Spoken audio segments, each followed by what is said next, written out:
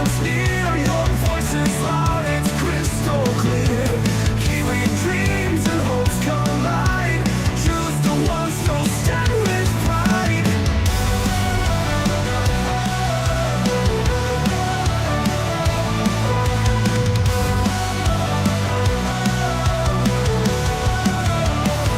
It's in the ballot where we belong. Every vote builds a nation strong. Your council, your board, your mayor in line. Together we shape this land divine. The future's written in your hand. A chance to guide and take a stand. Community rising, hearts aligned. In total we shape this land divine.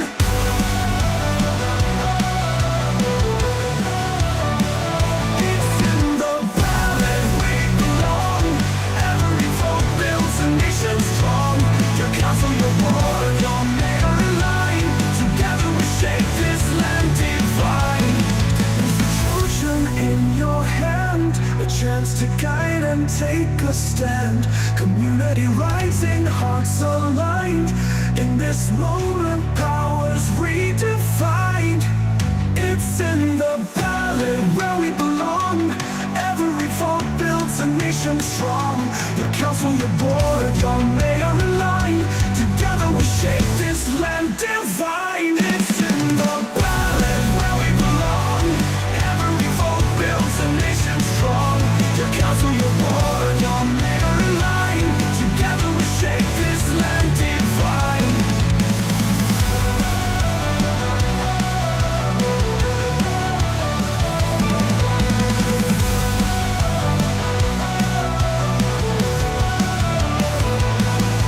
From hills to shores, every voice will soar. Decisions made will open the door to brighter days and skies that shine. Our future's ours, it's yours and mine. It's in the ballot. It's in the ballot. It's in the ballot.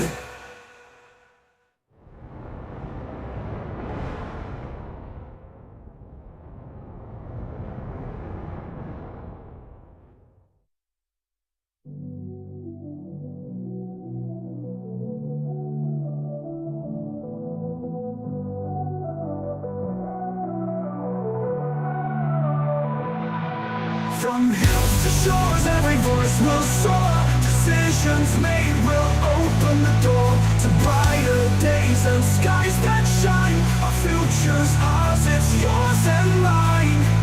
It's in the ballot. It's in the ballot. It's in the ballot.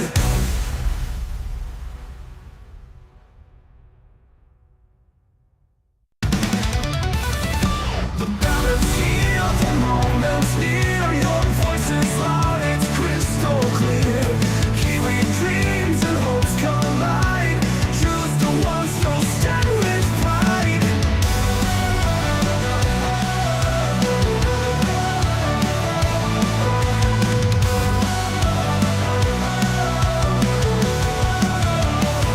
It's in the ballot where we belong. Every vote builds a nation strong. Your council, your board, your mayor in line. Together we shape this land divine. The future's written in your hand. A chance to guide and take a stand. Community rising, hearts aligned. In total we shape this land divine.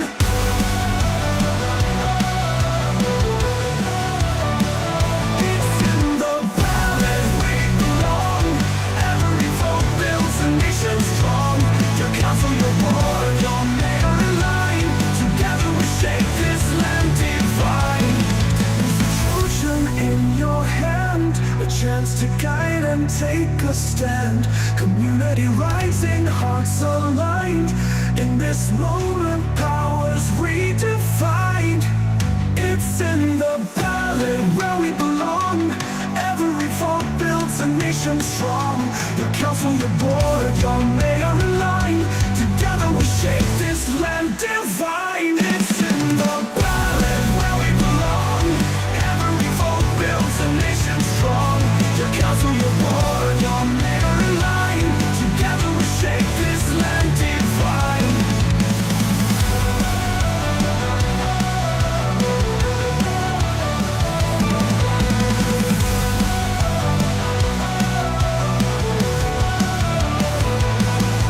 From hills to shores, every voice will soar. Decisions made will open the door to brighter days and skies that shine. Our future's ours, it's yours and mine. It's in the ballot. It's in the ballot. It's in the ballot.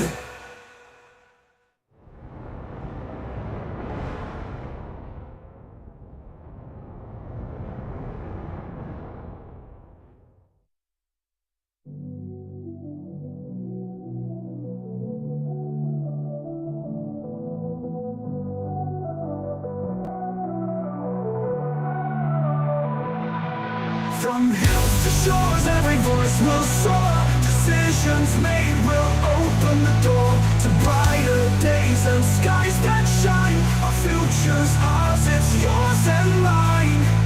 It's in the ballot. Sound test, sound test. Brilliant. Red leather. The ballot's here, the moment's near. Your voice is loud, it's crystal clear. Kiwi dreams and hopes collide. Choose the ones who'll stand with pride.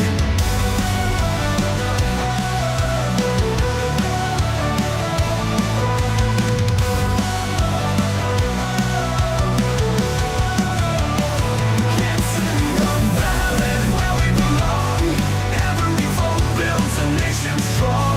Your council, your board, your mayor in line. Together we shape this land divine.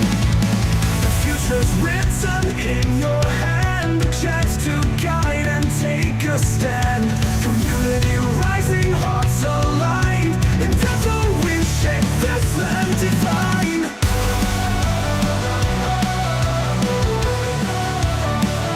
It's in the ballot we belong. Every vote builds a nation strong. Your council, your board, your mayor in line. The ballot's here, the moment's near. Your voice is loud, it's crystal clear. Kiwi dreams and hopes collide. Choose the ones who'll stand with pride.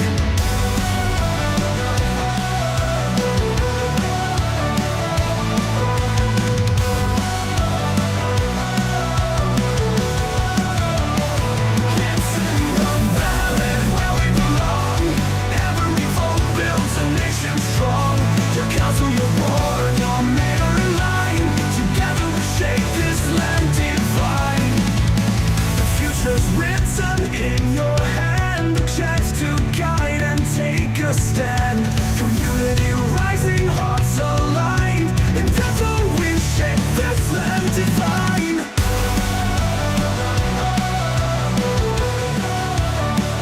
It's in the ballot.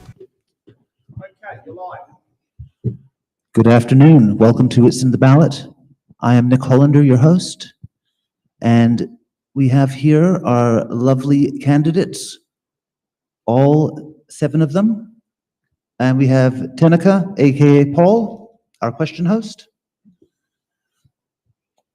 And with every election, there's one thing standing in the candidate's way, and that is your vote.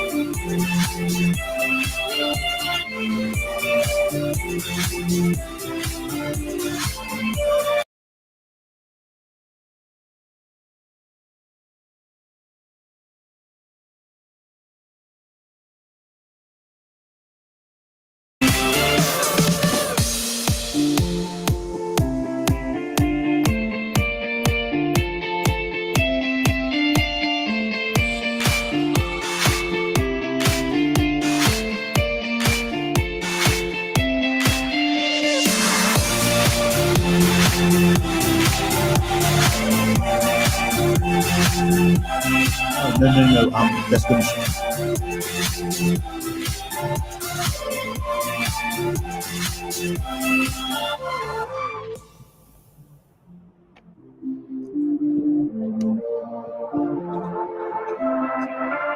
All right, we are back, and we're going to start with opening statements.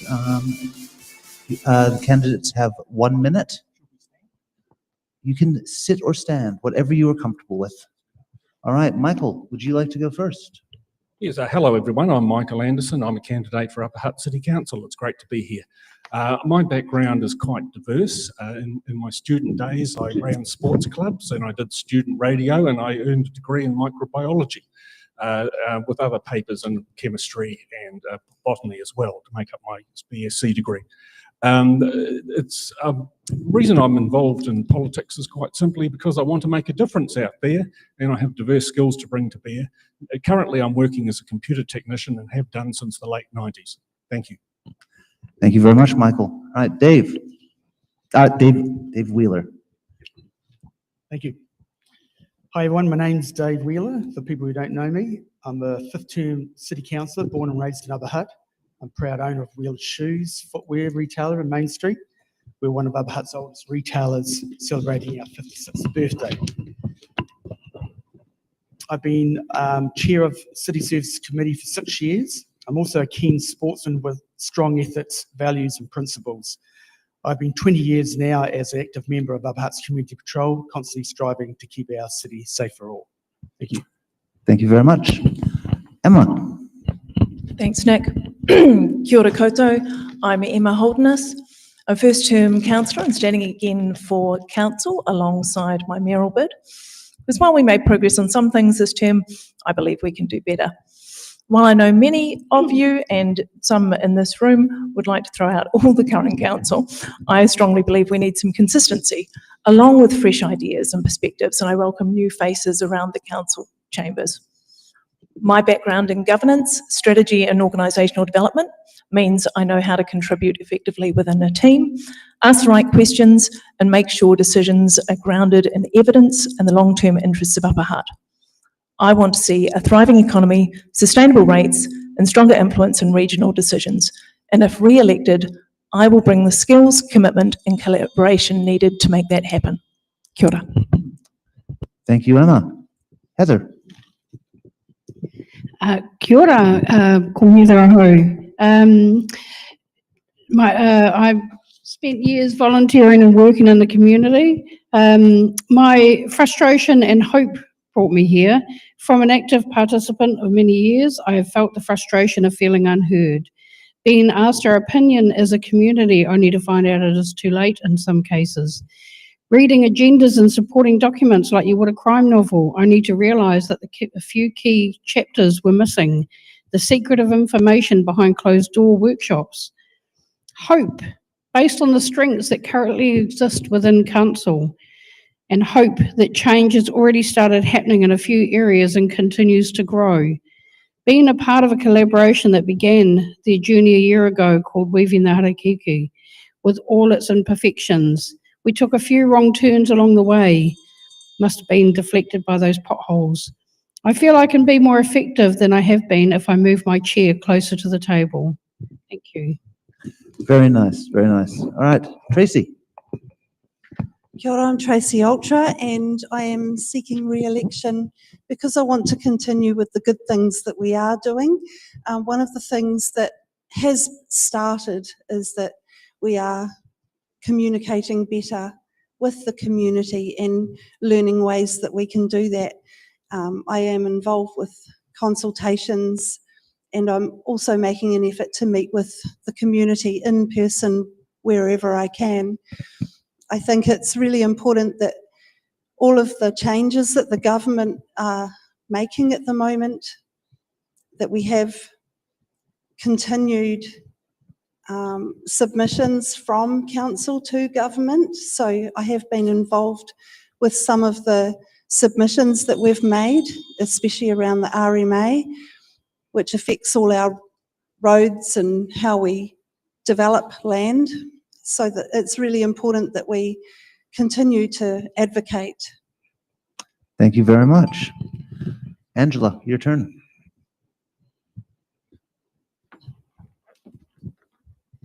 Kia ora tātou, ko Angela McLeod aho.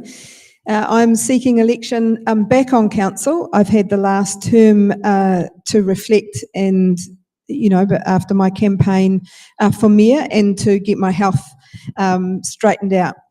So why I'm standing is because I looked back and I watched some of what was happening with council in these past 3 years, and some of the decisions made me smile and others made me grimace, and it was the grimacing decisions that I took on board and said, right, okay, I need to go back in there to help change this for the community. I'm proud to be from Upper Hutt. I have practical solutions. I always look at things from a practical perspective, and I'm prepared to lead. And it's more than just talk. Kia ora. Thank you very much, Angela. Dave Bart, lucky last. Tēnā tātou katoa. Thank you all, first of all, for giving up some of your time on a miserable winter's day to come in here as well. Hopefully provide an entertaining afternoon for you. Upper Hutt's between a rock and a hard place, as the saying goes. Times are tough, costs continue to increase. In particular, we've got decades of water infrastructure to pay for that's going to cost us a substantial part, 40% or so of our rates for a while. That's life. I'm standing for two reasons. The first of these is that over the first 4 years of the current long-term plan, the rate increases that we face are absolutely unsustainable. Mine have gone up 73% over the 4 years. The rate slope needs to be changed and spread out further over the term of the long-term plan, in my view. The second reason is that when dollars are really limited, as they are, we really need to focus on where our money goes, and especially when community spend. Decisions about who gets what information must be based on robust analysis and how it benefits the greatest number of our community. Thank you. Thank you very much. All right, those are our candidates. All right, Paul, are you ready? Yes. Okay, so I am going to randomly generate the order for the candidates to choose questions, and we're going to start with Heather. You get to choose a box number and I get it out for you. The 7. question, number 7.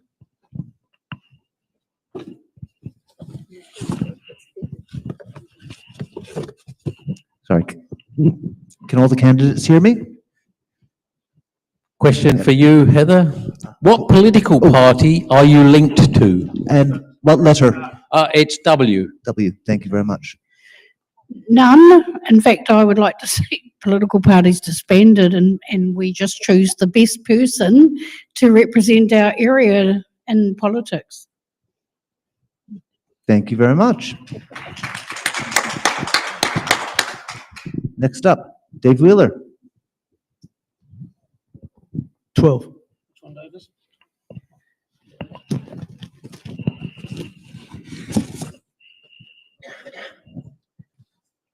Question A. A for Apple. Are council policies helping small business survive and grow?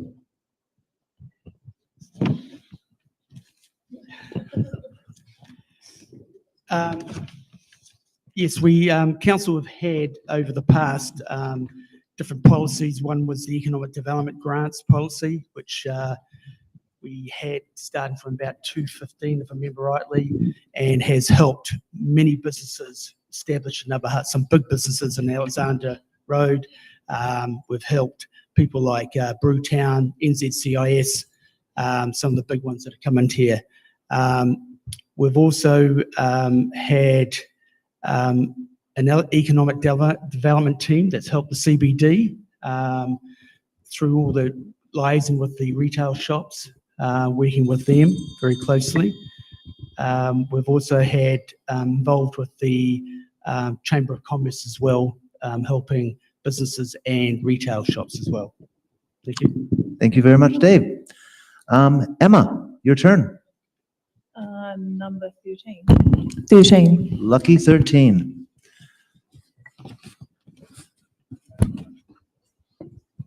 Q. What budget line item would you remove to help bring the rates down in Upper Hutt without disrupting basic services? I would remove the $9 million footbridge to the river. We've got a line item in there in the long-term plan that it was actually carried over. And at the moment, I don't think that's a big priority, and I would look to remove that. Thank you very much. Next up, Dave Burt.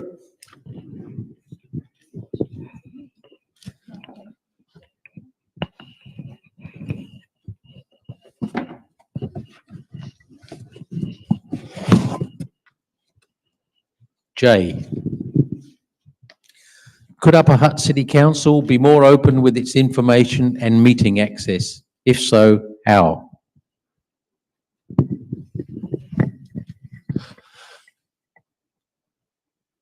I think there's a number of options that could be taken. You could always be more open. It's a question of what the outcome delivers. I think, for example, is physical space in the Upper Hutt Council chambers limited. My recollections about being there a few times are there wasn't an awful lot of space for public to sit and enjoy the spectacle.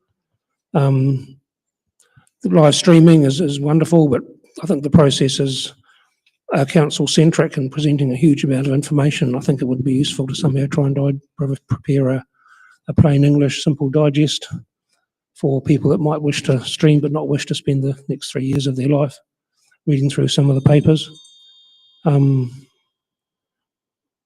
also identifying the key areas. I think it's hard. Council papers can be pretty darn hard to actually read through in their entirety. So it might be easy for those in the know about where to access, but where and how to access different levels of information. But it certainly, I think, could be more friendly. And then you get into a whole different channel about how you communicate with people who don't have access to internet. But that's outside the room. That's the time I've got. Thank you.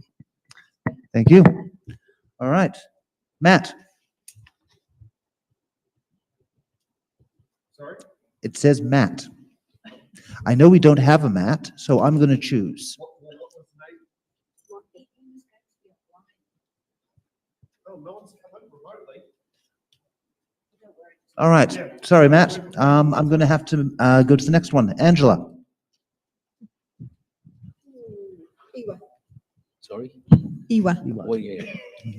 9. Thank you. I'm not that good yet. I can do up to 10. That's as far as I got. Question K. What are your ideas for helping people who don't have good internet access to be involved and have their say? This fits so perfectly. It sure does. So from a personal perspective, I live in rural Upper Hutt and have issues or have had challenges for access to internet. So one thing that I did when I was on council is I pushed for research so that we could find out the size of the issue for rural Upper Hutt, and it's quite significant. So I would look at ways as to how the council might look at facilitating digital infrastructure, but also I also understand one of my former colleagues has done a lot of work with the senior population through SeniorNet, and there is a lot of work that can be done there, and I think council is in the position of being able to facilitate. I'm not sure that the budget line question earlier would accommodate necessarily some money spent, but I'm sure as hell think we can support in other ways. Thank you very much. Okay, no one has used their buttons or defers yet, so just a reminder that you have them and feel free to use them. In fact, we encourage it. Next up is Michael. That's right next to you, Paul, number one.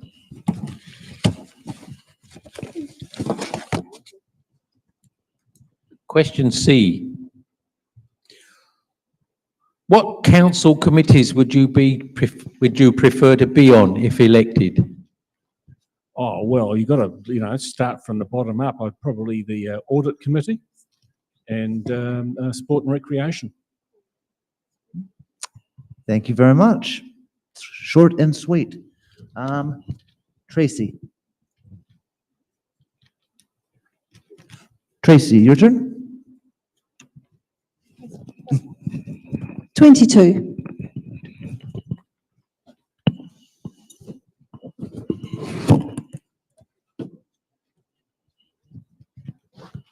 Question S. Do you think council should be involved in providing social housing? And if so, how? That always comes back to the big money spending question because it's expensive to provide. Social housing is absolutely essential for any city.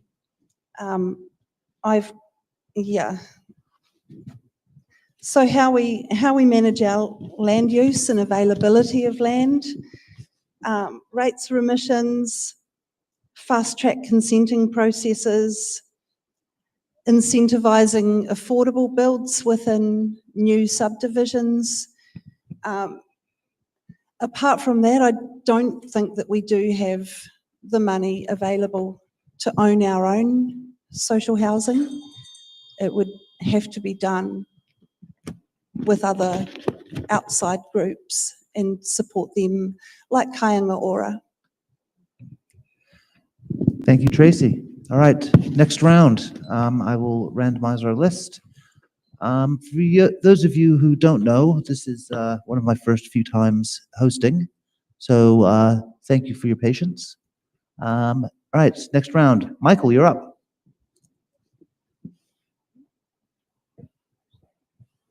Is 21 available, Paul? Yes, I think so. Yes.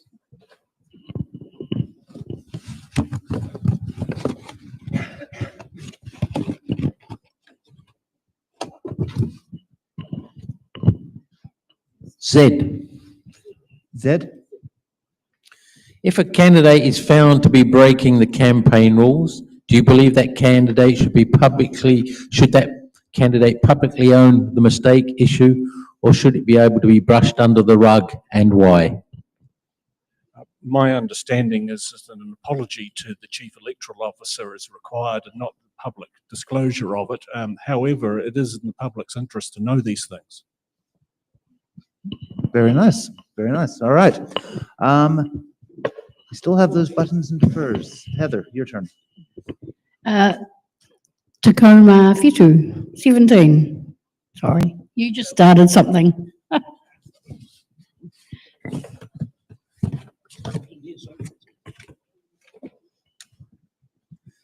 B, question B. B. Is rate money being spent responsibly? Okay, emphatically no. If it was personal spending, then I would be in trouble. It's like prioritising an addiction over food on the table. Look, at the end of the day, there's some really good things happening at council, and that's without, I think something's been lost. I think there's a disconnect happening, and I don't know, we're making decisions without really feeling. Actually, that one that was answered somewhere better. There was another one that was similar. We've actually got a cost of living crisis, and I really think that we need to be wiser in how we spend money. If it was our personal income, we wouldn't be spending it the way we are. Thank you. Thank you, Heather. Dave Wheeler, you're up. 9. That's been done. Yeah, because it was Angela's. I think 9 is gone, sorry.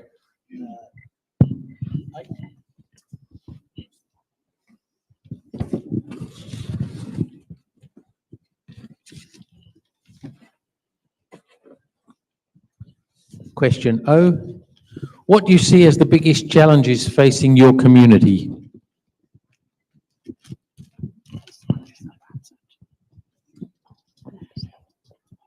The single biggest challenge I can see in the near future will be water, our three waters, as it's 46% of council expenditure alone at the moment, and it will be taken off us.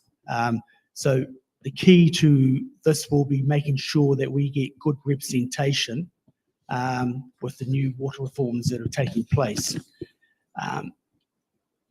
And at the moment, I can tell you from back in 2019, the issues I've raised about Wellington Water, and especially the procurement policy, which just fell on deaf ears. And we had two reports come through from, one of them was put under the rug, the other one did come out through Wellington City Council, and it showed you that the procurement policy wasn't done properly, and we had one entity that was literally ripping us off.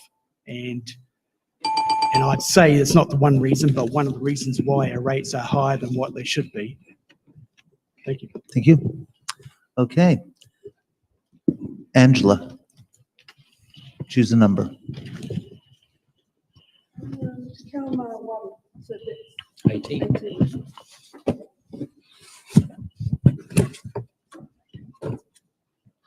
Question AA. Tell us what you think of local government or local democracy.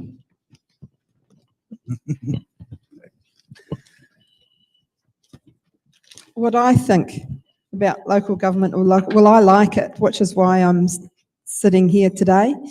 I think that it can be done better. I think that local government is important because it looks after almost everything that people need to go about their daily lives. So the roads, the water, the lighting, rubbish collection is taken care of by local government. The river is taken care of local government. That's via a Greater Wellington Regional Council. All of those things that are important in our lives, apart from taxes, except there are rates.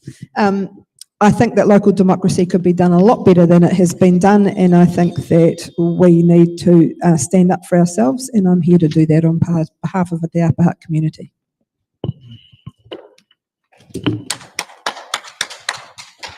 All right, Emma. I'll go with 5 because it's just sitting there looking lonely at the front there. Oh, lonely 5. Question I. What should local government be doing about climate change?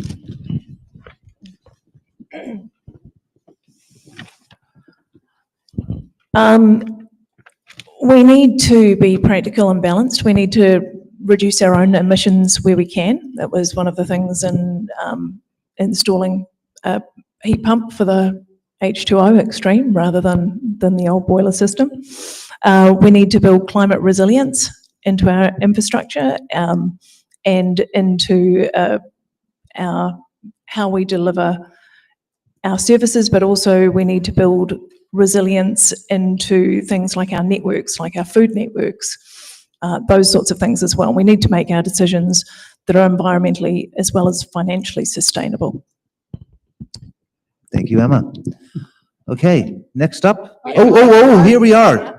We have our first button. Who was first? All right. Thank you. I agree Tracy. with everything Emma said, and I'd also like to add that whenever I consider what we can do around climate change, obviously those are expensive things to change, but also how we do civil defence is really important too. So I've been attending a lot of the community drills for civil defence, and a lot of the issues that we have are around water storage. So, and also having all of our eggs in one basket. I don't like that we're all connected to the same water infrastructure and electricity infrastructure, and when it goes out, the whole lot is affected. And I think that there should be more in terms of solar panels. So the other thing for H2O Extreme was that we do have solar panels on the roof, And I'd like to see solar panels on everybody's roof to reduce our power bills and also to make us more resilient in a natural disaster or any sort of climate event. The other thing in Upper Hutt is wildfires. Oh, have I run out of time? You have? I could keep going. I'll hold up my other card, shall I? All right, we have a second button. All right, Michael. Oh, sorry, not Mike, Dave. Dave Bart. Thanks for the opportunity to speak on this. I think my challenge is that, as best I can understand it, climate change, as far as Upper Hutt at the moment, concerns rubbish collection, waste collection, which is totally pretty well inadequate. I think the council needs to do, well, 4 things. Firstly, it needs to understand what the science is telling us. Secondly, it needs to understand that what things council can do and can't usefully do. Reduce organisational emissions, yes. Work with the community to reduce impacts. Adaptation, yes. Looking at drive emission reduction activities down on a city level, no. Organisational reach can't be done or can't be done well. Thirdly, communicate what we can and can't be done to the city and to the community effectively. I think we need to develop an effective or meaningful resilience plan that ensures we have an adequate, that especially ensures we have an adequate flood protection plan.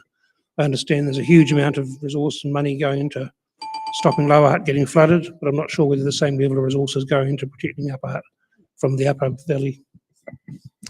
Thank you. Any more buttons? No? All right. Very good, though. Thank you. So we are up to Dave. Your turn.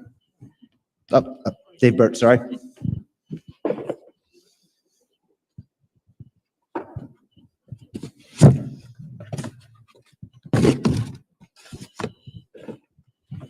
Question why? Upper Hutt City Council operates 2 council-controlled organisations. Can you name them?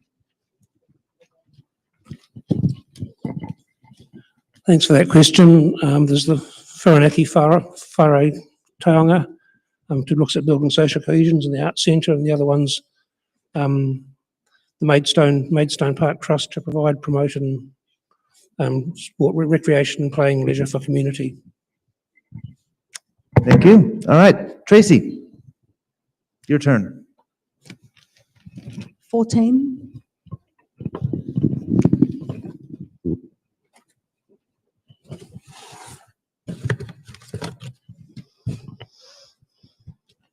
Question B. What should council priorities be when making grants to the community? B, there we go.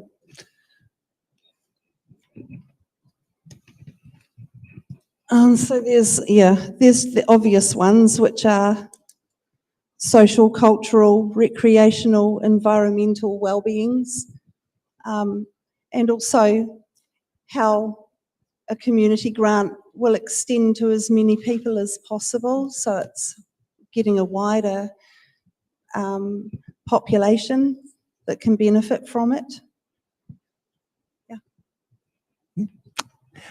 Thank you. Okay.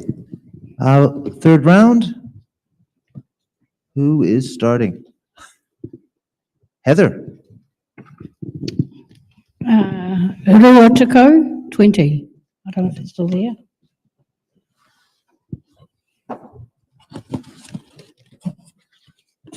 That's right, anyway. Question R. Upper Hutt City Council doesn't have many places where tactical tiles are used on footpaths to assist users who are visually impaired to know where it's safe to cross the road and what type of crossing they are using. Is this a core function that Upper Hutt City Council should provide, or is it a nice to have? Sorry, what number was it again? R. Yeah. Or Rambo, Rainbow. Okay, funding from Central was cut for pedestrians and footpaths, that's my understanding. I believe the vision impaired are entitled to navigate active spaces safely. However, the problem is bigger than just tactical tiles.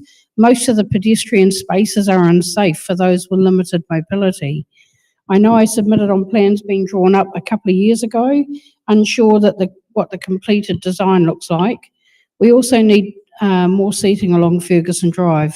So I think for me, it's more than just tactical tiles. So we need to consider our active spaces in general. If we've got uneven, unsafe footpaths, it's a bigger issue than just the tiles. Thank you very much. All right. Dave, Bert, you are up.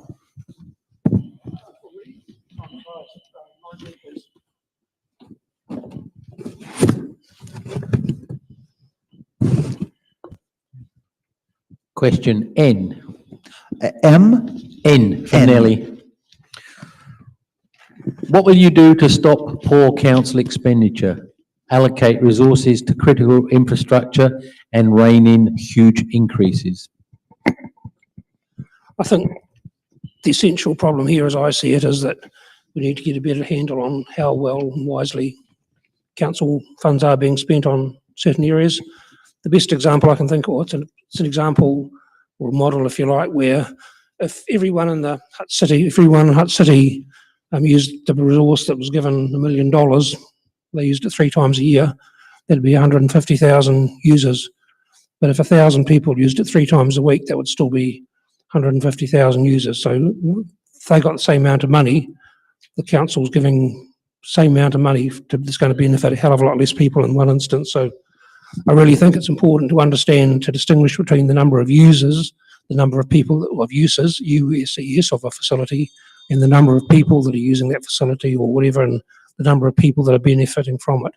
It's critical to understand the difference between a community good, as what many people in the community as possible, and also a club good, which might not necessarily be a rugby club or a sports club, but a group of people with interests, with the same interests. So I think it's really important to go back to basics and start that.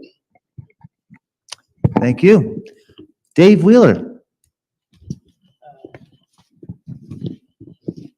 17? Sorry? 17? No, it's gone. 18?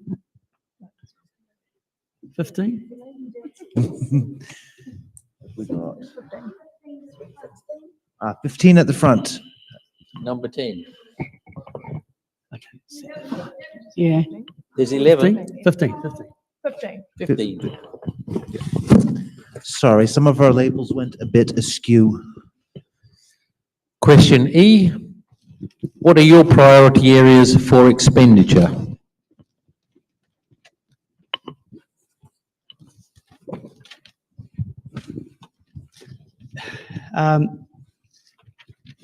With the tough economic times we're facing at the moment, BAU, business as usual, will be something that I'd be really pushing hard for and strictly enforcing. All the big projects are all finished now, and so we need to sort of button down the hatches now and do the basics and do them very well. So I want a button on that one. Oh, we have a button. Heather. Thank you. Just generally speaking, ratepayer wellbeing. The community have already identified the priority areas very strongly on social media.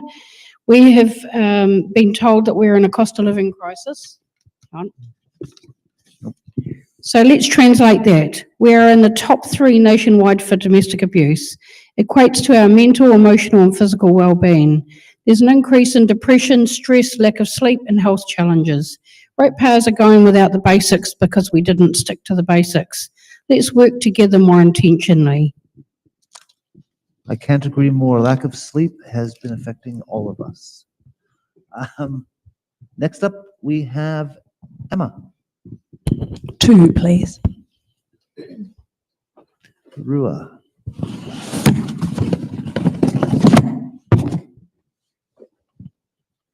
Question D. What is your view on residential, commercial and industrial growth in the district? Supportive of growth that's planned, that's sustainable, that benefits our community. So that means ensuring that our infrastructure keeps pace and our CBD has a clear strategy, and we have the right balance of housing, business and green space. So all growth needs to work for the future of Upper Hutt. Thank you, Emma. Oh, and we have a button from Tracy. Yes, I'd like to add to that, so you've got residential, commercial and industrial growth. And I'd also like to add to that rural is also an important aspect of different land uses, and that I think, I always think of noise and smells and traffic whenever there's any sort of additional growth in the city, and that we should be considering the people who already live there before we start with mixed use or different types of land uses. Okay, next up. Oh, we've got another button. Oh, another button. All right. Sorry. Angela. I live in rural Upper Hutt. I've been involved regionally around food production and the sustainability and resilience of food. And my ears always prick up when I hear rural and development and growth. Don't you dare touch the land that's there to provide food and fibre for our nation, and don't you dare touch it for Upper Hutt. We have a very restricted space now in rural Upper Hutt for growing food, and we need to keep it that way. Sorry, I'm got a button here. Okay, Heather.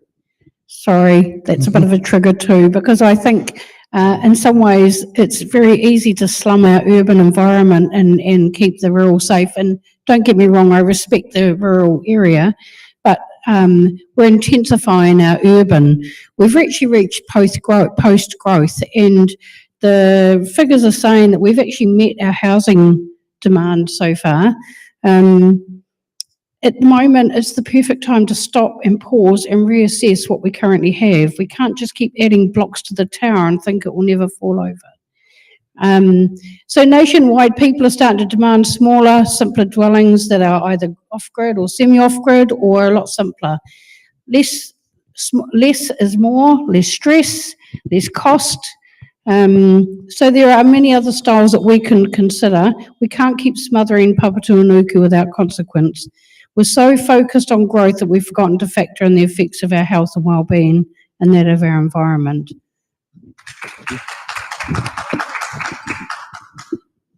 Okay, Michael. 11, Paul? Sorry? Number 11? 11. No, 11's gone. No, you 11. had an Oh, sorry. oh.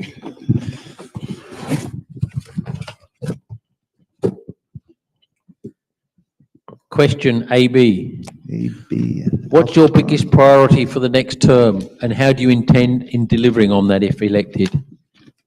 Well, I'm not actually on council yet, but my biggest priority is looking at costs and seeing whether things can be done to keep them as low as possible, or perhaps remove some of them. That the second part will be much harder. All right, thank you very much. Angela, your turn. Toru, 3.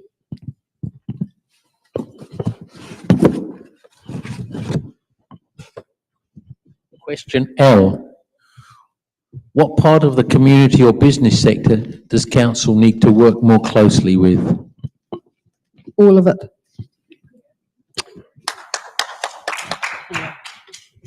I like that. All right, Tracy, your turn. 23.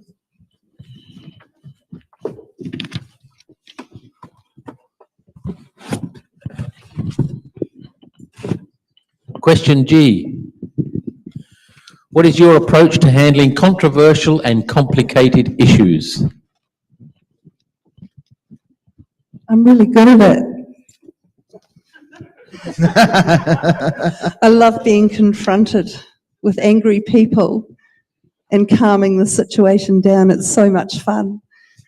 So I think listening to people is the most important thing. So no matter how different people think, and that, they'll come to you with things that you absolutely think the opposite way, but their views are still valuable and their views still represent some part of the community.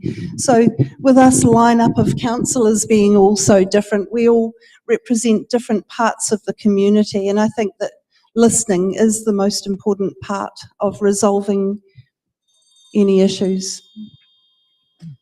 Good. All right, we have time for another round. Tracy, your turn again. The computer wants you. You're up again, yeah? Oh, yeah. Yep. Why me again? Okay. The computer says. 6.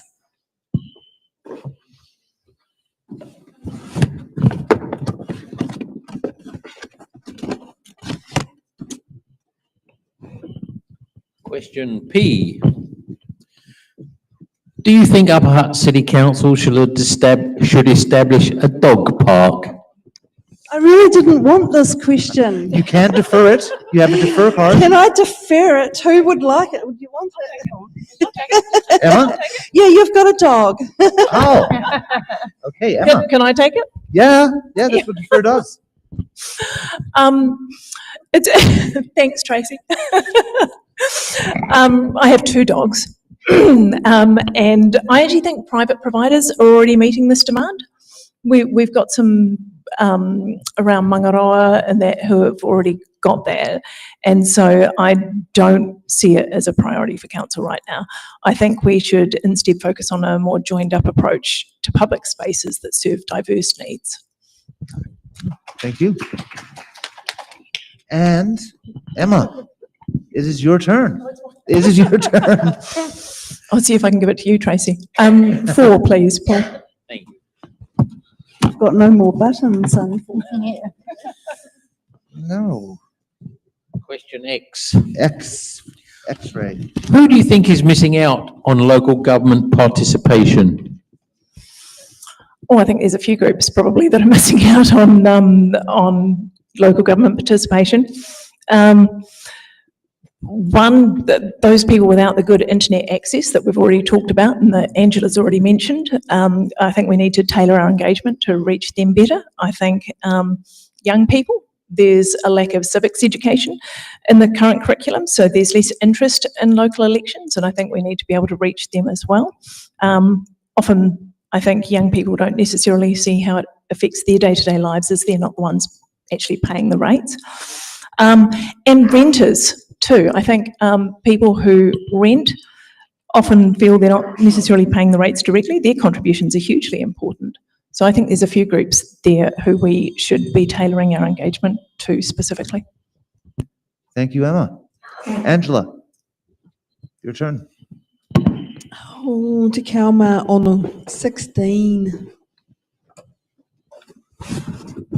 16 once. Question T. Should we have more cycle lanes in Upper Hutt?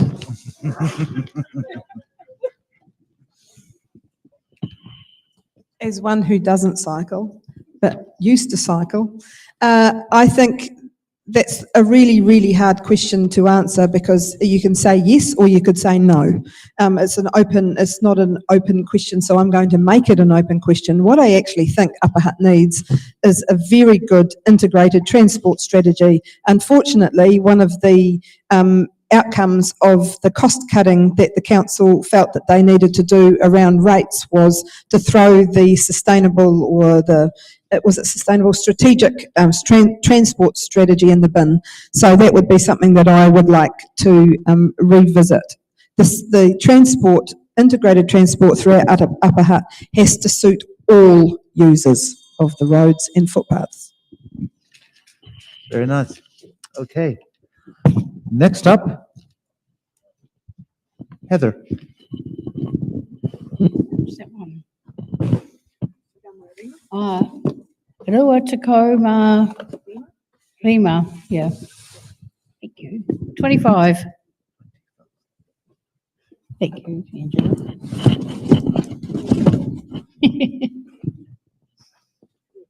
Question M. N? M for M. Michael. What are your ideas for achieving more public participation in local government decisions? Okay, well, I've co-created a collaboration called Weaving the Harakeke as a starting point. There is plenty of room to expand this. Consult at the beginning and not near completion when submissions are a waste of time and energy because it's virtually already decided. Create a more welcoming chamber. Present all the facts so community are equally informed. More face-to-face engagement. Use a variety of understandable communication to a very diverse community with differing communication needs. Example, language, visual, verbal, written, conversational, online. And then lastly, feeling valued and heard goes a long way. Yes, it does. Michael, your turn. You just touched it. Oh, I hope that one. Thank you.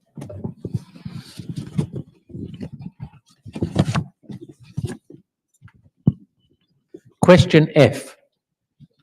How will you fit in council meetings with your other commitments?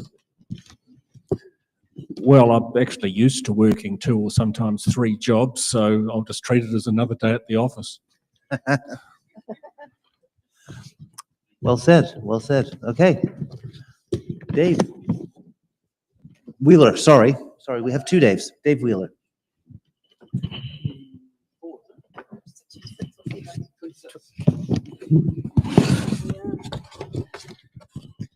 You are doing very well, Paul, thank you.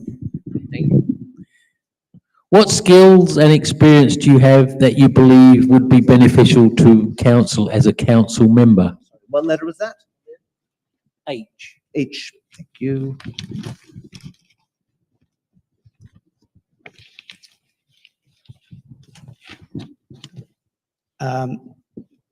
Being an owner operator of a business, I have business management acumen background. I have really good communication skills, dealing with the public on a regular basis, easygoing, diligent. I'm a retailer in Main Street, so I have local knowledge and on local issues here as well. Thank you very much. Now, the nice thing about having 7 candidates is that it's multiple, you can divide it into 28. So, last question, last candidate, 4 each. Dave Burt. Lot of choice.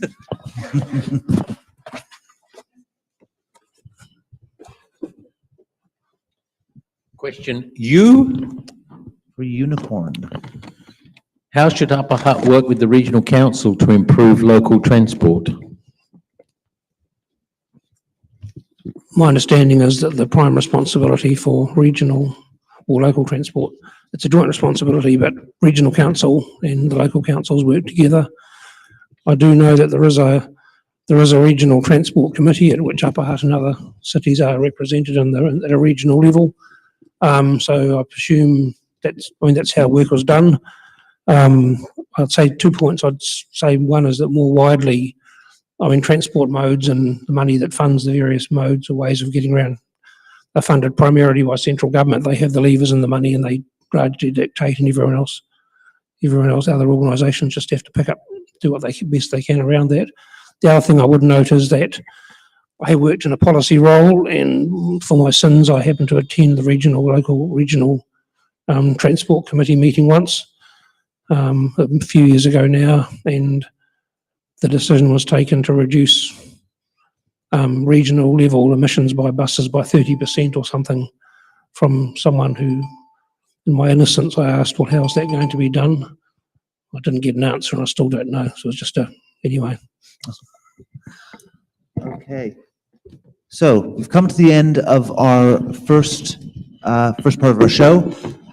And I'd just like to quickly say that we are we have no affiliation, and so we get our funds through, we are a non-profit organization, and we get, so crowdfunding is a source of a lot of donations. And that's what I'm going to say about that. Now, If you would like to contribute, Sam will take contributions. How's that? Oh, that sums it up. It sums it up? Okay.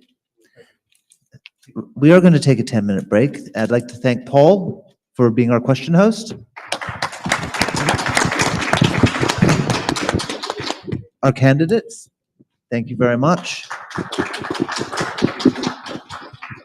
Our audience at home and online.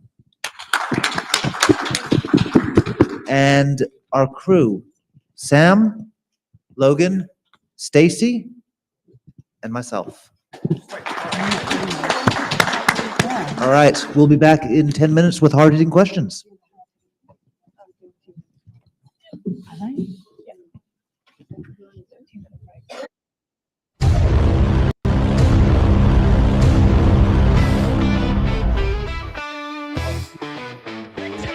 We're taking a pause, just a short little breather to stretch out your legs. You don't need a leader. The live stream will be back, so don't go too far. But for now, you can wander wherever you are.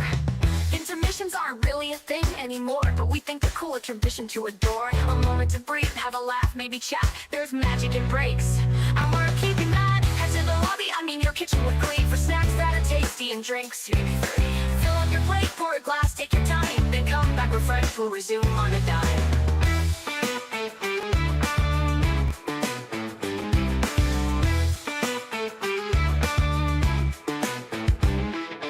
Head to the lobby, I mean your kitchen with glee, for snacks that are tasty and drinks. Maybe 3. Fill up your plate, pour a glass, take your time, then come back refreshed. We'll resume on a dime.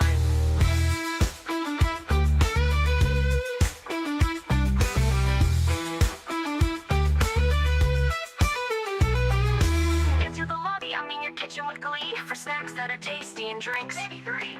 Fill up your plate, pour a glass, take your time, then come back refreshed. We'll resume on a dime. Head to the lobby, I mean your kitchen with glee, for snacks that are tasty and drinks. Maybe 3. Fill up your plate, pour a glass, take your time, then come back refreshed. We'll resume on a dime.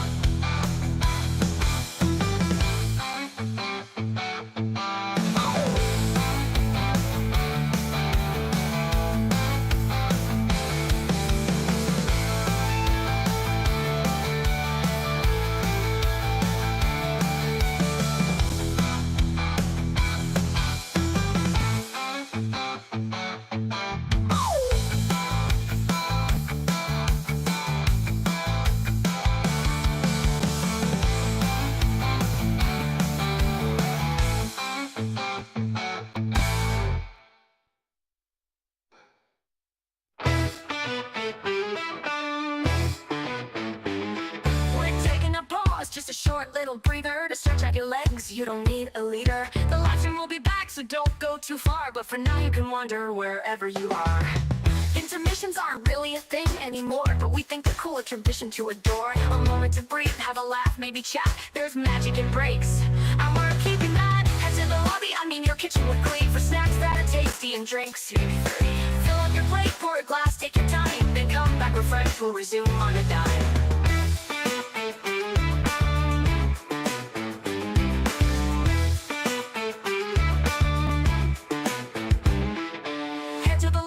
Your kitchen with glee, for snacks that are tasty and drinks. Maybe 3.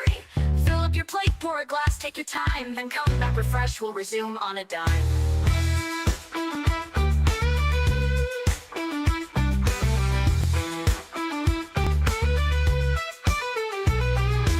Into the lobby, I mean your kitchen with glee, for snacks that are tasty and drinks. Maybe 3. Fill up your plate, pour a glass, take your time, then come back refreshed. We'll resume on a dime. The lobby, I mean your kitchen with glee, for snacks that are tasty and drinks. Fill up your plate, pour a glass, take your time, then come back refreshed. We'll resume on a dime.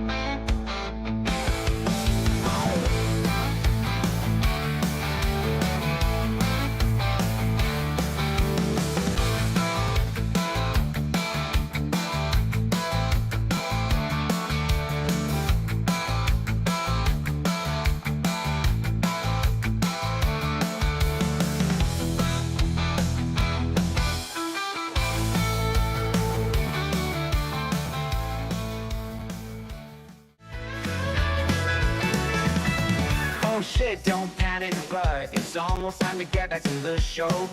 The candidates have stretched their legs, been partying, taking a break. There's still hard-hitting questions, closing statements and stuff you wanna know. So grab those snacks for their answers and prep for decisions you need to make. Oh, oh, oh, oh, oh, oh, oh, oh. The candidates have stretched their leg. The candidates have stretched their legs, been partying, taking a break. Oh, oh, oh, oh, oh, oh, oh. There's still hard-hitting questions, closing statements and stuff you wanna know. So grab the snack you wanna know. So grab those snacks, hear their answers and prep for decisions you need to make. Oh, oh, oh, oh, oh, oh, oh, oh.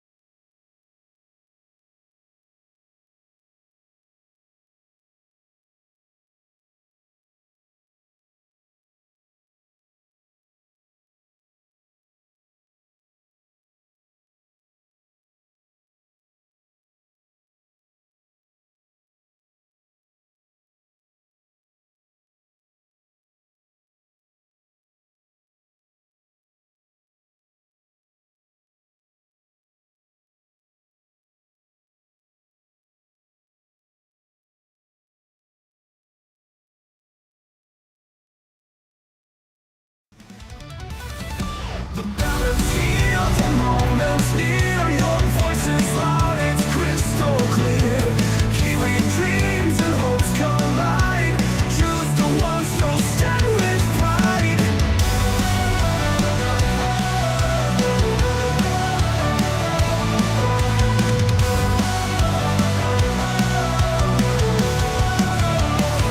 It's in the ballot where we belong.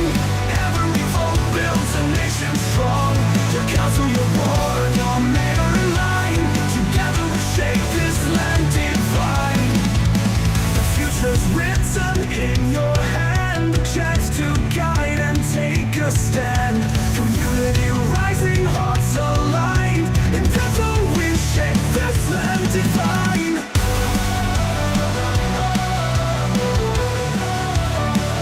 It's in the ballot we belong. Every vote builds a nation strong. Your council, your board, your mayor in line. Together we shape this land divine. Fusion in your hand, a chance to guide and take a stand. Community rising, hearts aligned. In this moment, powers redefined. It's in the ballot where we belong. Every vote builds a nation strong. Your council, your board, your mayor in line. Together we shape this land divine. It's in the ballot where we belong. Every vote builds a nation strong. Your council, your board, your mayor in line. Together we shape this land divine.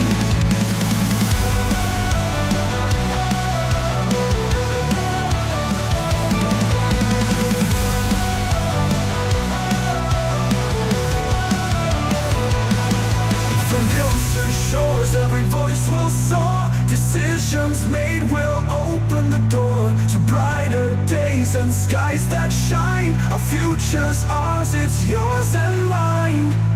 It's in the ballot. It's in the ballot.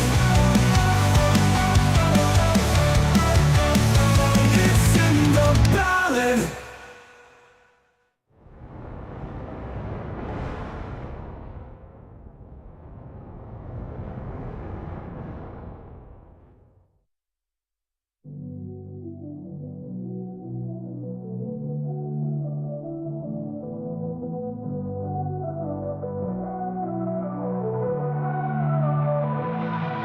From hills to shores, every voice will soar. Decisions made will open.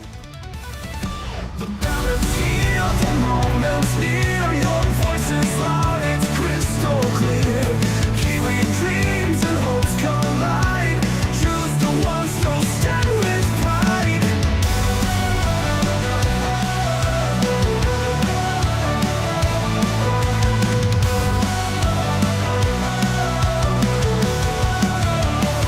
It's in the ballot where we belong. The ballot's here, the moment's near. Your voice is loud, it's crystal clear. Kiwi dreams and hopes collide. Choose the ones who'll stand with pride.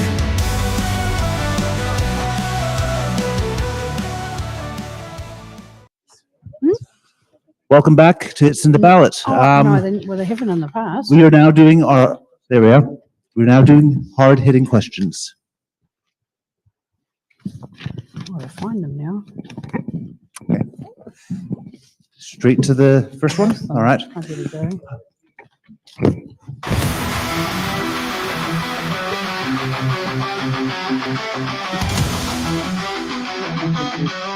Hard-hitting questions. We don't get any good What does a question? Because every candidate has to answer the hard-hitting questions. All right. I'm going to do the order again. So all candidates must answer, no defers, no buttons. Hold on, randomize. All right, hard-hitting question number 1. There's a lot of talk about amalgamation into a unitary authority, similar to Auckland Council. What are your views on this? Start with Heather. There's a lot of talk about amalgamation. Sorry, no, I'm reading the question. Sorry. Years ago, I submitted against this. After attending many meetings, I am now in favour of a review and restructure of our local and regional council. Example, the resource consent for the removal of vegetation on the Akatara extension, the cemetery, appeared in 3 council meetings: the Upper Hutt City Council, the Hutt Shared Services and the Greater Wellington Regional Council. No one queried it. That's ratepayer money contributing towards 3 governance and operational staff. Soon we can add water board. So I'm in favour of reviewing and potentially amalgamating. Thank you very much. Next up, Michael. Hello, everyone. I'm solidly against amalgamating. I think Upper Hutt has the land and the people and the resources to outgrow its problems, and we actually don't need to do it. Thank you. Thank you very much. All right, Emma. Thanks, Nick. Obviously, we need to be able to share resources across the region to create efficiencies. And as Heather said, amalgamation discussions are likely to come up. We need people who can represent Upper Hutt's interests clearly and strongly. So that means being open about the conversation so people understand the options, trade-offs and what's at stake, so that the community can have an informed say before the decisions are made. We need to help make engagements meaningful for people. Thank you, Emma. Dave Wheeler. Thank you. No, I'm against amalgamation, like it was 5 years ago. We fought it pretty hard here, and it was our community that stopped it in its tracks. The commissioners at the time talked about small councils being ineffective, inefficient and too costly, but when they looked at Upper Hutt and our community, they saw us, we actually punched well above our weight. I also see us very similar to Rodney and Auckland, being on the peripheral edge, where their services and that have been missed out. In fact, they're forgotten, and they've tried to jump over to North Harbour or North Auckland side. So I certainly will be fighting the amalgamation. That's not to say that we don't have shared services. When we do, we work very closely with our cousins down the road, Lower Hutt, and with various committees and that. So we do, in a way, amalgamate in that part of. Thank you. Thank you. All right, Angela.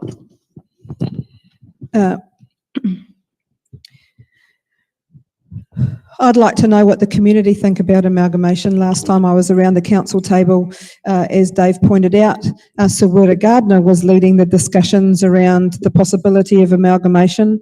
Moi moi rā rangatira.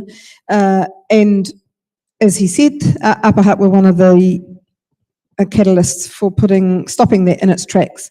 And I know there is always talk of amalgamation, and I actually really don't think talk is necessary. I actually think we need some action, and I like the German model of how they work with their city councils, where shared services where they are needed and where they reduce the costs to all of the councils involved.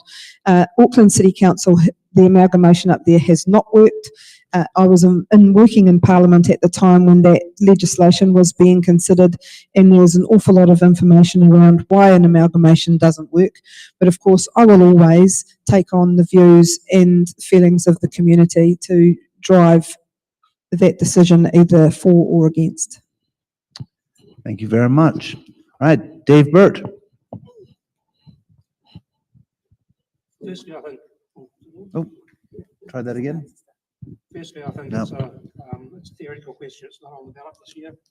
Would you like to use Angela's microphone? Sorry about that. Firstly, I think it's a theoretical question. It's not on the ballot this year. The incoming council's got many more issues that need addressing, more importantly, but there are some considerations that are worth mentioning. I think the governments might just dictate whether amalgamation happens or not. The current government's made noises about abolishing regional councils. The previous government's made noises about, pretty well forcing amalgamation, if I recall correctly. A fair chunk of our income is already being used regionally or spent regionally, considering the, more than 40% of our rates bills going on into the water system. The coming impacts of climate change will affect all our communities, including Upper Hutt. They've got no regard for local body boundaries, so they're best addressed on a regional level, if not a higher level. Mergers tend to favour larger parties, and smaller parties like Upper Hutt can be disadvantaged. And as a last point, retaining local control is ideal in my view, but it will come at a cost. Thank you very much. All right. Hard-hitting question number 2. Nope, sorry. Okay. All right, all right. I didn't answer that question. Oh, I am so sorry. Tracy, How can you forget me? I don't know, you are Seriously. unforgettable. I'm so sorry. Tracy, please. So amalgamation, yeah. My concern about amalgamation is that it reduces local representation. An example of that could be that when local water done well goes through and we have representation in the new entity, it could be just one person for Upper Hutt. Whereas currently, at least there are 10 of us contributing to Wellington water decisions. We all have opportunities to have input into that. So it is the representation that concerns me. Thank you, Tracy. Sorry about that. Okay, hard-hitting question number 2. Do you think you have any personal or professional relationships that could become a conflict of interest while serving as a council member? And we will start with Dave Wheeler.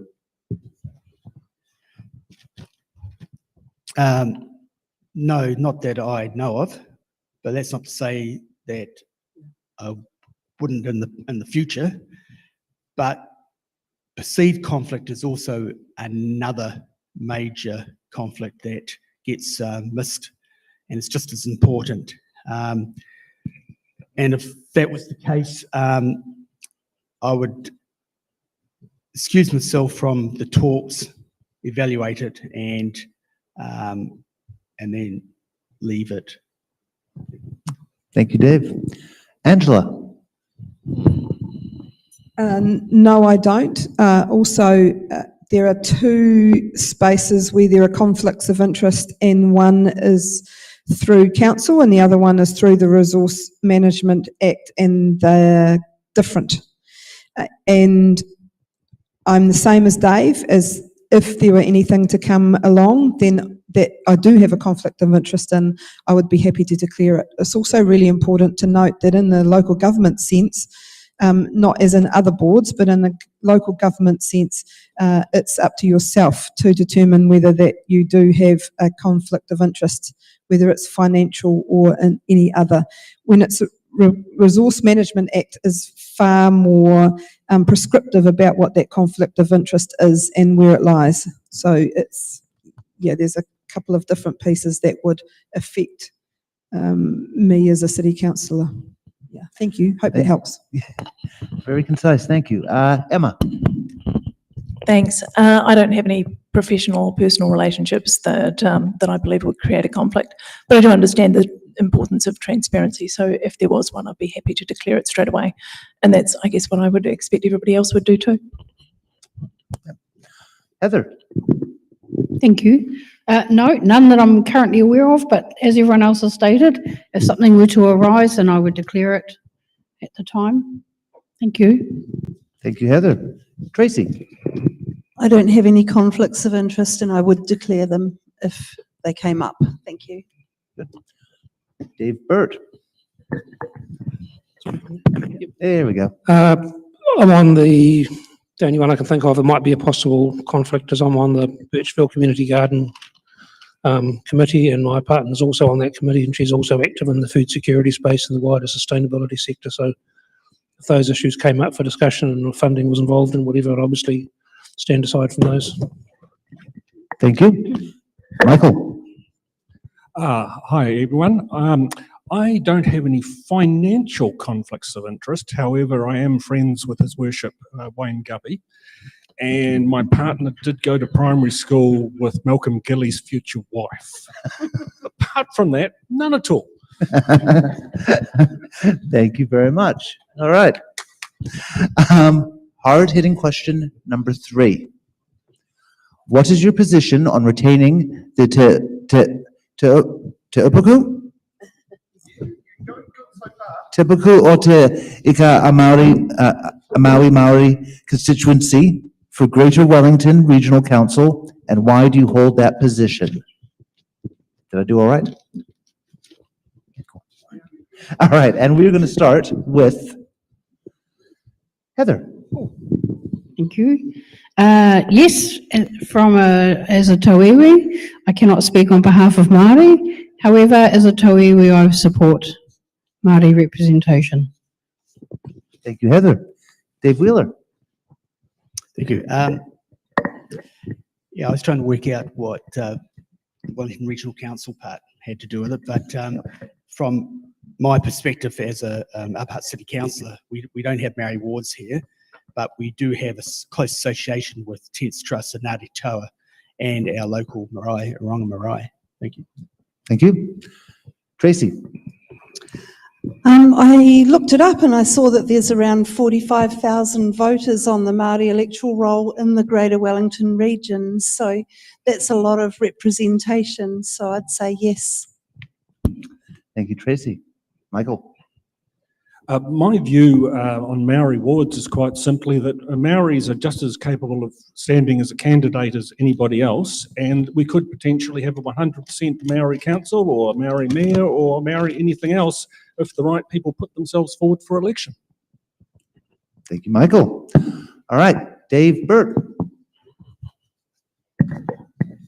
It's quite likely that I misinterpreted the question, but I go to Toastmasters and they say talk about what you want to talk about anyway. So I do know that Upper Hutt and Mana Whenua have signed a memorandum of partnership which mirrors the partnership between the Trust and Greater Wellington Regional Council to formalise their strengths and with their working relationships. You know, I think it's relatively simple. I think it's up to the partners to decide the value and whether they want to stay in or withdraw it. But I think a partnership approach has worked well for us and Wellington, the area, and Hutt City and the Council in the past, and will do so in the future. So I'm broadly in favour. Thank you, Dave. All right. Next up is Angela. Thank you for the question, and it was pertaining to Greater Wellington Regional Council, and I guess that's for them to decide, and it's for them to decide with their the partners that they have with the tangata whenua and mana whenua. As far as the Upper Hutt City Council goes, I imagine that is the question that was really meant to be asked, since we're councillors standing for council at Upper Hutt City Council, not Greater Wellington. There has been a discussion around the council table around Māori wards for Upper Hutt. I was disappointed with the decision to rescind that. What I'm actually more disappointed about is that I don't recall being asked my thoughts when Greater Wellington Regional Council discussed this themselves. And unfortunately for Upper Hutt, it has been taken out of the community's hands because there will not be a referendum. So, you know, how do we know? But Greater Wellington, that's up to them. Upper Hutt City Council, I think we should have a referendum. Fair enough. And Emma. Thanks. Yes, like Angela, I say the question for Greater Wellington needs to stay with Greater Wellington, but as a councillor, I supported the establishment of Māori wards both times. Because I do think it needs to go to referendum. I think that we should have a conversation on it, and I support fair representation and strong partnerships. Whatever model we use should help us work together and to strengthen our ability to get the best outcomes for Upper Hutt. Thanks, Emma. Thank you very much. Okay, have I missed anyone? Nope. Yes?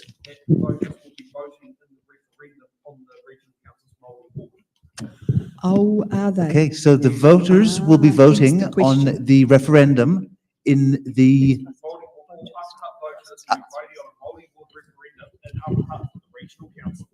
Okay, Sam? Sam will field this one. He has it down pat. Yeah, so effectively, because Greater Wellington Regional Council has chosen to keep a Māori ward, keep the Māori ward, they're legally required to put it out to referendum. Every Upper Hutt voter will get to vote on the regional council's retention of the Māori ward.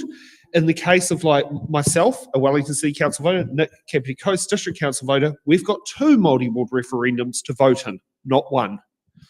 So that's the other things there. So the question for when it comes to a council that's got 2 Māori ward referendums, you'll hear both the City Council and the Regional Council's Māori name attached. In this case, we've only got the Regional Council Māori ward referendum. So that is something worth noting that, yeah, the referendum hasn't exactly gone away. It's just you only hear 1 paper, not 2. Thank you, Sam. Yes, but can I just clarify, the referendum is not for Upper Hutt City, Correct. It's Greater Wellington. Yep, that is correct. Okay. I'm back. So, I don't know, does that change your answers? no? Okay. So now each candidate will have 1 minute for a closing statement, and we are starting with Angela. Kia ora tātou. What I would just like to say is thank you very much for today. Thank you very much for this opportunity. I know that Sam and his team do this in a voluntary capacity, and so I just wish you well for all the other events, and I encourage and support the candidates who are going to be it's in the ballot this afternoon, and also for the mayoral candidates this evening. And Emma, I will see you there. I hope you're all wrapped up warm because it's pretty chilly out there. And if you would like somebody that is more than just talk, then vote Angela. Thank you, Angela. Michael. Oh, on that note, let's vote for Michael Anderson for council then. But on a more personal level, it's great to be here. I look very forward to representing you all. And see you in 3 years' time. Bye. Thank you, Michael. Emma. Thanks. Yes, thanks to Sam, yourself, Nick, and the rest of the team for putting this together and for allowing us a forum to share our views. As a councillor, I really enjoyed my first term on council. It's been challenging, but I've certainly had fun around the council table.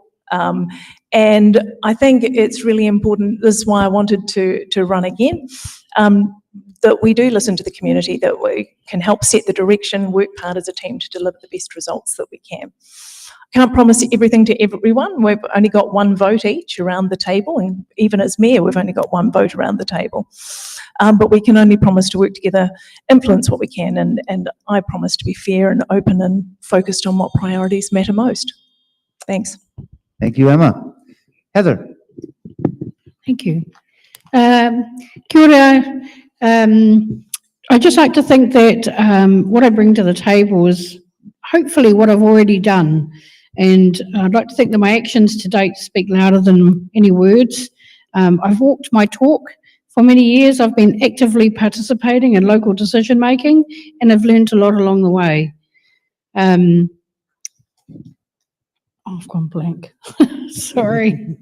But I just wanted to add one more thing. After years and years of working in community with a variety of people, at the end of the day, I may have my values and my beliefs, but it's what the people want. And I know that sounds cliched, but if people submit and they have a strong view, then I think as councillors, we have to respect what the population want.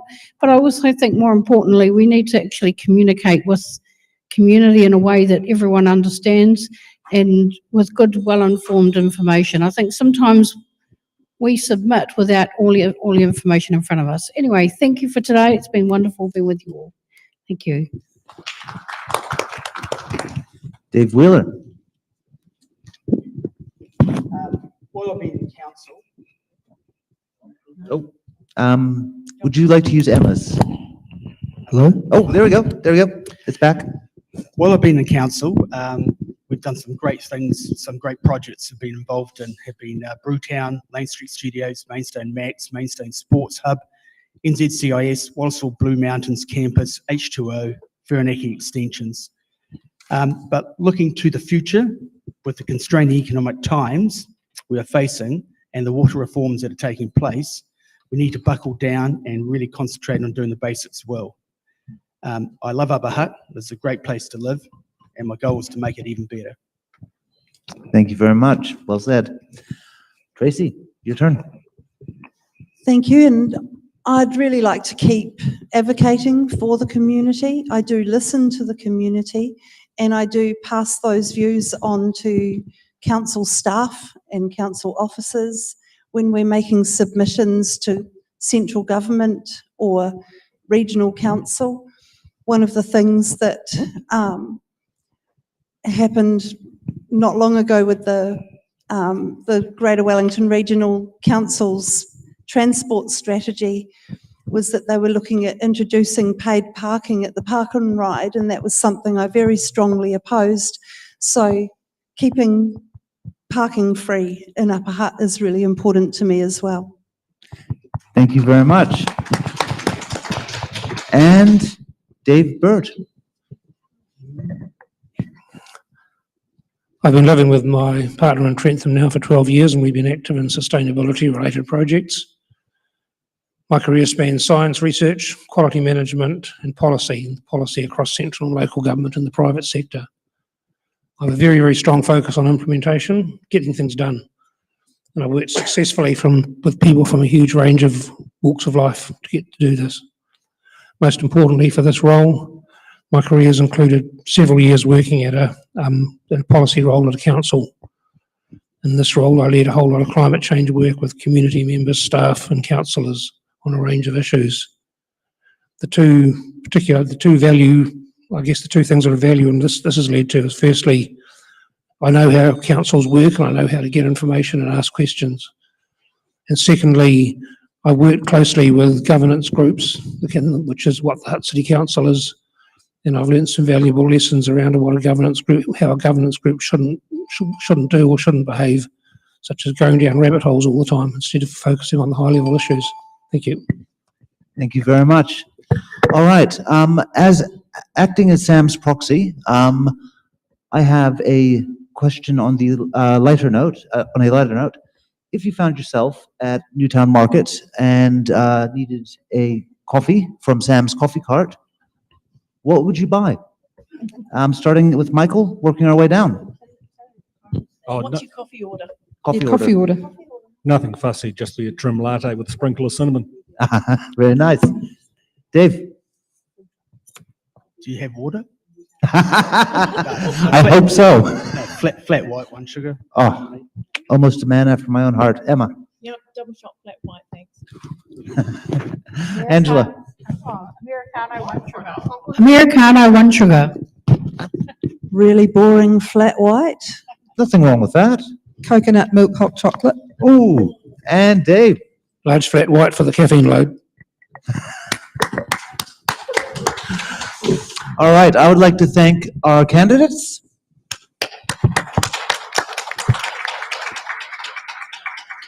Our brilliant audience. And our team both here and off-site. Sam, Logan, myself, Stacy, and have I missed anyone? Very sorry, Kiwi Skirt. Thank you very much. All right. I will see you back here at 4 o'clock for our next show.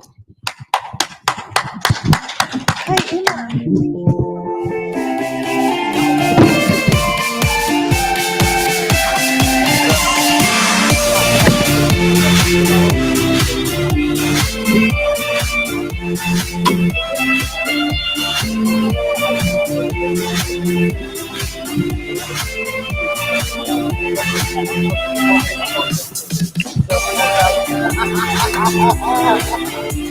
Emma.